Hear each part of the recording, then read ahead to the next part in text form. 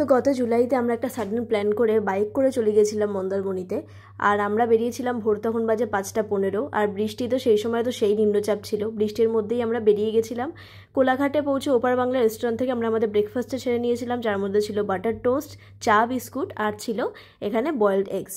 তারপরে কোলাঘাট ব্রিজই হয়তো হবে, এটা আই এম নট শিওর। সেটা দেখতে দেখতে আমরা ঠিক 10টার সময় পৌঁছে যাই চাউলখোলা মোড়ে। আমাদের ঠিক যেরকম প্ল্যান প্রোগ্রাম ছিল, গিয়ে আমাদের চেনা জানা একটা রিসর্ট, অন্য রিসর্ট নিতাম, বাট সেই চেনা জানা রিসর্টের পাশের রিসর্টটা আমরা বুক করে ফেলি। আর বুক করে আমরা আগেই চলে যাই হচ্ছে পুলে। আমি যাইনি, প্রসূন গিয়েছিল। তারপরে আমরা দুপুরে লাঞ্চটা রিসর্ট থেকেই অর্ডার দিই, কারণ তখন আর ইচ্ছা করছিল না বাইরে কোথাও বেরিয়ে খেতে। তো ওখানে ছিল ডাল, ভাত আর ডিমের কারি। তো সেদিন ফার্স্ট ওদের খাবার দাবার খেয়েই আমার খুব একটা ভালো লাগেনি বলে পরে আমি ওদের রেস্টুরেন্ট থেকে সেরকম আর কিছু আমার অর্ডার দেওয়া হয়নি, সেরকম আহামরি আমি সেবারে কিছু খাইনি। সেগুলো তো পরে আসছে। এর বড় ভ্লগ কিন্তু চ্যানেলে আপলোডেড আছে, দুটো ভ্লগই দুটো পার্টে ভ্লগ আপলোড আছে।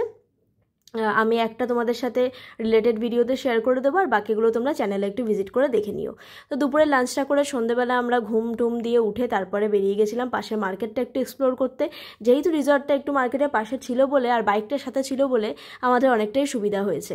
তো তারপরে সেখানে পৌঁছে প্রথমে দেখা মিলল ফুচকার। তো আমরা ফুচকা খেলাম। এছাড়াও ওখানে প্রচুর খাবারের দোকান, জামা কাপড়ের দোকান, ডেকোরেটিভ আইটেমস, তারপরে ড্রাই ফ্রুটসের দোকান, অনেক কিছু আছে।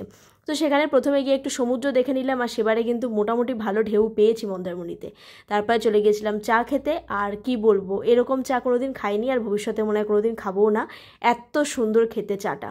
তো এই ছিল চায়ের দোকানটা। তন্দুরি টিও কিন্তু ওখানে পাওয়া যায়, আর দোকানের নামও তাই। সত্যি টি স্পেশাল, ভীষণ ভালো খেতে। তো তারপরে দেখো, এটা একদম সমুদ্রের উল্টো দিকেই, আর এই রাইডগুলো বাচ্চাদের জন্য ওখানে এখন মন্দারমণিতে অ্যাভেলেবেল হয়েছে, উইচ ইজ গুড। তারপরে আমরা আবার চলে এসেছিলাম রিসর্টে। আর যেহেতু আগেই বললাম রিসর্টে খাবার ভালো লাগেনি বলে একদম হালকার মধ্যে একটা স্ন্যাক্স অর্ডার করেছিলাম, যার মধ্যে ছিল চিকেন পকোড়া, যেটা অতীব জঘন্য ছিল খেতে। আর আমি নিয়েছিলাম একটা মশালা কোল্ড ড্রিঙ্ক, আর প্রসূন নিয়েছিল একটা কার্লসবার্গের বিয়ার। তো আমি তো এই সমস্ত কিছু খাই না, জানোই। তারপরে আমরা এসব খেয়ে আবার চলে গেছিলাম মার্কেটে। গিয়ে দেখলাম ওখানে অনেক রকম মাছ টাছও পাওয়া যায় ভাজা করে খাওয়ার জন্য, তার সাথে অক্টোপাসও পাওয়া যায়। আর আরও একটা জিনিস যেটা পেলাম, সেটা হচ্ছে আমার পছন্দের জিনিস, যেটা আমি স্কুলে খুব খেতাম, সেটা হচ্ছে মামা ভুজিয়া, যেটা এখন আর আশেপাশে দেখা যায় না।